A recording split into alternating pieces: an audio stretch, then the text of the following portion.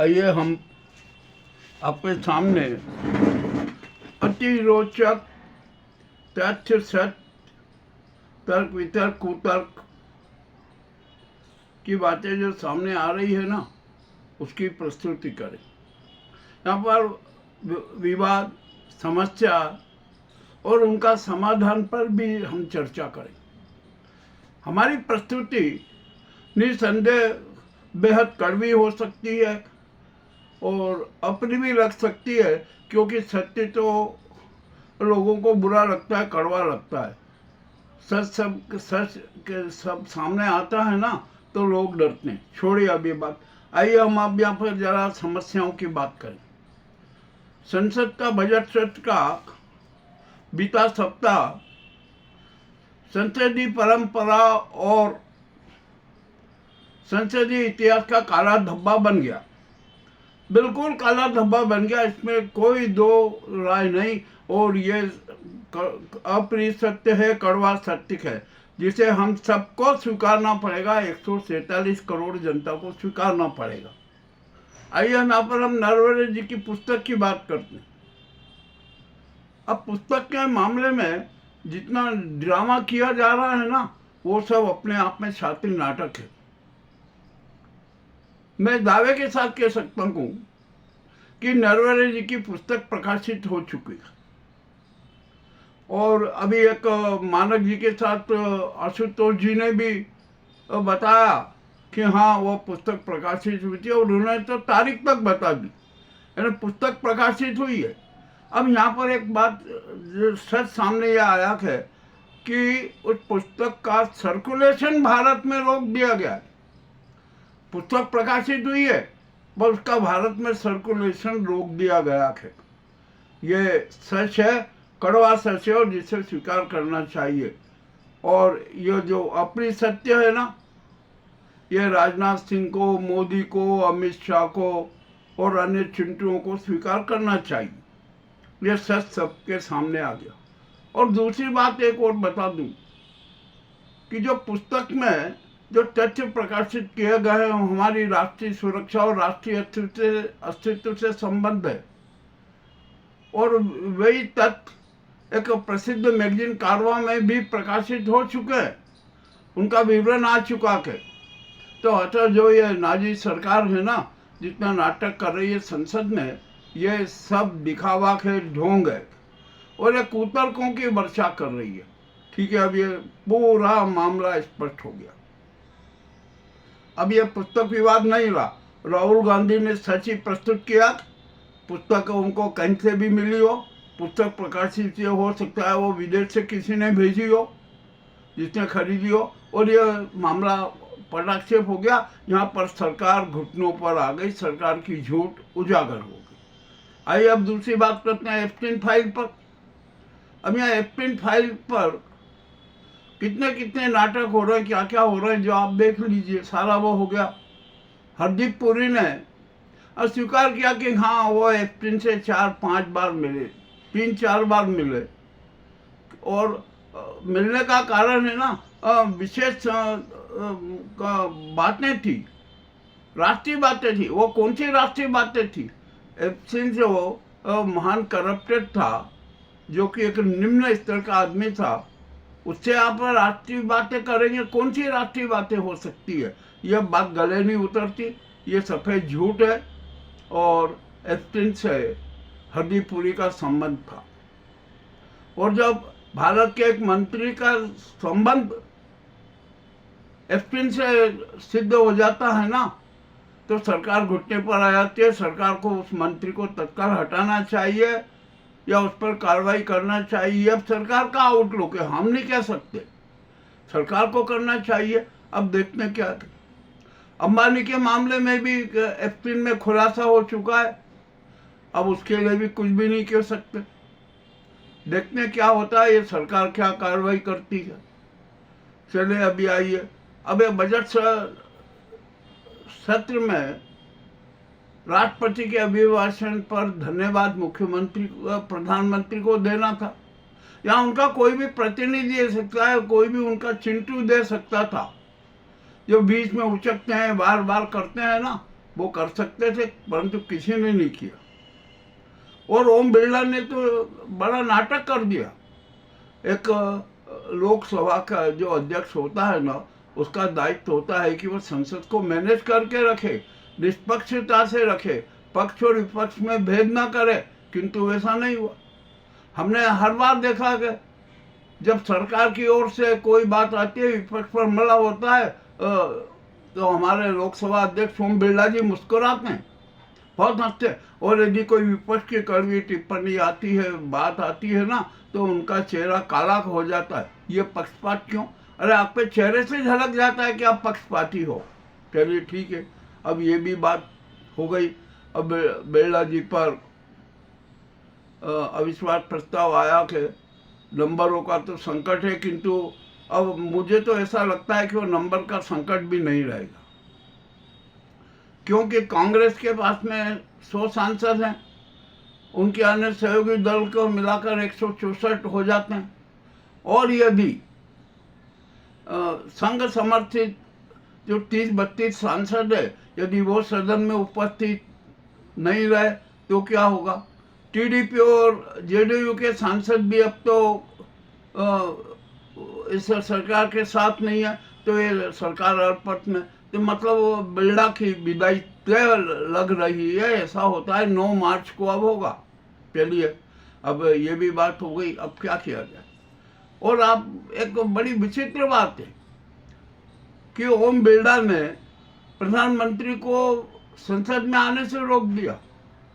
वो महिलाएं सांसद जो कुछ पोस्टर लेके खड़ी थी, वो कुछ प्रधानमंत्री को कुछ कहना चाहती थी, तो यहाँ तक कह दिया गया कि अरे भैया, मोदी की जान को खतरा था, उन पर हमला हो सकता था, न कोई हथियार, न कोई ये, कुछ भी नहीं, सिर्फ पोस्टर है। तो क्या पोस्टर भी शस्त्र की गिनती में आते? क्या उनसे हमला? और बाद में बयान आया कि नहीं नहीं, वो प्रधानमंत्री पर दांतों से हमला करना चाहती थी। अरे बड़े अजीब सी बात है भाई, क्या करते हो आप?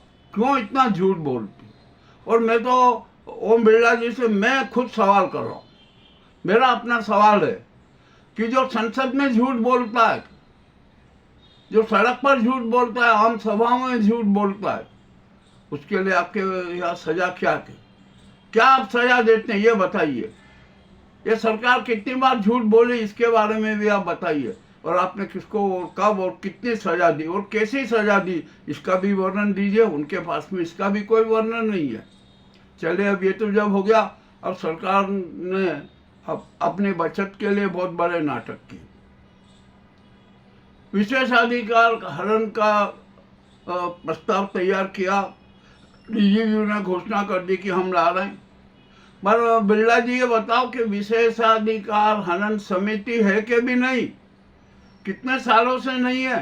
और जब वो समिति नहीं है, तो आप वहाँ पर प्रस्ताव किसके पास में लाएंगे? कौन उसका निर्णय करेगा? ये भी एक बड़ा मजाक बन गया। अब इसके बाद में क्या हुआ? ये निशिकांत दुबे ने हमारे पूर्व प्रधानमंत्री के खिलाफ जितना अनर्गल प्रचार किया ना, वो कितना घिनौना है। उन पर भी तो कार्रवाई होना चाहिए ना, नहीं हो रही। और अब राहुल गांधी को बोलने का अवसर ही नहीं दिया। क्यों नहीं दिया? ये तो पक्षपात है आपका, सिद्ध हो गया। अब इसके बारे में भी अब ज़्यादा कुछ नहीं कहना। तो अब यहाँ पर राहुल गांधी को किसी भी हालत में संसद से निकालना इनका लक्ष्य बना हुआ है कि राहुल गांधी होना नहीं चाहिए, संसद में नहीं होना चाहिए, ना चुनाव लड़ना चाहिए, उस पर हमेशा के लिए बैन हो जाना चाहिए। ये कट मोशन लाने वाला, उस पर बहस भी होगी। अब कब होगी? आज बजट सत्र के पहले सत्र का समापन आज हो जाएगा। आज तो होना नहीं, अब 9 मार्च को होगा।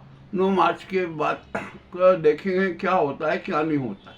चलिए, अब यहाँ पर, और मान लीजिए राहुल गांधी के खिलाफ आप कट मोशन लाए, तो आपको प्रधानमंत्री नरेंद्र मोदी के खिलाफ, अमित शाह के खिलाफ, निशिकांत दुबे के खिलाफ, राजनाथ के खिलाफ, इन सब के खिलाफ भी कट मोशन आना चाहिए इनके खिलाफ भी कट मोशन।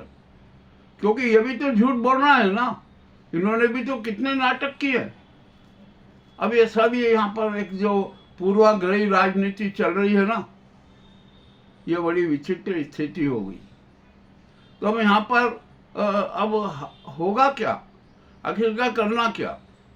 अबे जितने अब ये अमेरिका भारत ट्रेड के बारे में राहुल गांधी ने कौन सा ऐसा कह दिया कि ये देश भेज दिया, देश भेजने की बात कह दी और उस पर कोई मुद्दा बना लिया?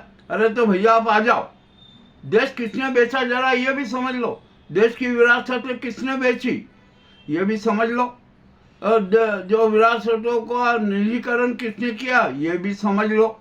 आपने अडानी को कितनी भारत सरकार की जमीनें दे दी, भारत की जमीनें दे दी, इसको भी जरा समझ लो। और हर तरफ से मामला बड़ा विचित्र होता जा रहा है और आप कहते हो को कुछ भी नहीं है। अरे जब जो विरासतें बेच देता है, देश की विरासतें बेच देता है, देश की धरोहरें बेच देता है, तो ये तो देश बेचने वाला एक कुकृत्य हो गया ना। इस सत्य को भी तो स्वीकार लो। क्यों नहीं स्वीकार रहे हो आप? क्यों आप अडानी को दिए जा रहे हो? अरे सेना की जमीन तक दे दी, जो सेना के काम की थी वो जमीन तक अडानी को दे दी गई बीकानेर में, देख लीजिए। मगर आप कुछ मान ही नहीं रहे, सिर्फ अपना नाजीबाज चला रहे। अब ये देश नाजीबाज से नहीं चलेगा। आप संविधान की हत्या कर रहे हैं। आप बताइए, SIR के नाम पर आपके जो पक्षकार जो ज्ञानेश कुमार है ना, CEO चुनाव आयुक्त, वो तो भाजपा का IT सेल है। वो किस किस प्रकार के नाटक कर रहा है और आपने उसको संरक्षण दे दिया। और ये ऐसा संरक्षण दिया कि जो मुख्य चुनाव आयुक्त के खिलाफ वो पद पर है और पद पर रहने के बाद भी उनके खिलाफ किसी प्रकार की कार्रवाई नहीं होगी। ऐसा तो कोई है नहीं, संविधान से ऊपर कोई नहीं है, कानून से ऊपर कोई नहीं है। किंतु आपने तो ज्ञानेश कुमार को कानून से ऊपर बना दिया। ये तो संविधान की हत्या है, संविधान का अपमान है। इसको भी तथ्य को स्वीकार लीजिए। मामला बड़ा विचित्र होता जा रहा है। तो जो मैं ये कड़वे सत्य आपके सामने प्रस्तुत कर रहा हूँ ना, इसका सच का एक ही समाधान है। सारे तर्क वितर्क कुतर्क छोड़ दीजिए। आप तो आइए कि सच स्वीकार लीजिए। सत्य स्वीकार करना पड़ेगा। यदि आपने सच स्वीकार लिया तो ना विवाद होगा, कुछ नहीं होगा और अच्छा और सम्मानजनक वातावरण रहेगा। हो नहीं रहा है ना ऐसा। ये तो नाजी गैंग अपने आप को बहुत बड़ा सुपर सिद्ध करना चाहती है। उनको जनता से सरोकार नहीं, राष्ट्र से सरोकार नहीं, संविधान से सरोकार नहीं, सनातन धर्म में सरोकार नहीं। सिर्फ अपने इवेंट से, अपने नाजीवाद से सरोकार है, अपनी झूठ से सरोकार है। यह सरकार कितनी बार संसद में झूठ बोली, जरा इसका रिकॉर्ड को खोला जाए। और हम तो कह रहे हैं विपक्ष को कि वो जो मोदी जी और इस नाजी सरकार ने जितना झूठ बोला है ना, सबका एक ग्रंथ प्रकाशित कर दे। ये सारा मामला सब उजागर हो गया, हमने तो खुला कर दिया। अबे क्या है यहाँ पर? इस देश को क्यों मजाक बना रहे हैं? विदेशों में छवि खराब हो रही है और हमारे देश के किसानों का हित समाप्त हो रहा है। आप अमेरिका से समझौता कर रहे हैं। अब ये रूस से सस्ता तेल लेते थे, अब वो भी बंद हो गया। और मजेदारी की बात यह है कि 20 लाख बैरल तेल का ऑर्डर दिया गया है। हमारी भारतीय तेल कंपनियों ने वेनेजुएला के एक अधिकृत एजेंट को 20 लाख बैरल का तेल देना भी क्या दर्शाता है? यानी आपने सस्ता तेल खरीदना बंद कर दिया और अमेरिका से आप महंगा तेल खरीद लें। ये कंप्रोमाइज है कि नहीं? कपास के मामले में कंप्रोमाइज किया कि नहीं? आज जो हमारा यहाँ जो जिस चीज पर टैरिफ 2-3% था वो 18% हो गया। ये भी तो आपने कंप्रोमाइज किया। ये तो अभी प्रपोजल है कंप्रोमाइज के, ये निगोशिएशन है, इस पर चर्चा होना है। मामला तो सच है। सच स्वीकार लो ना भाई। सच क्यों नहीं स्वीकारते हो? सच से आप क्यों डरते हो? सच और स्वीकारना सबसे बड़ी ताकत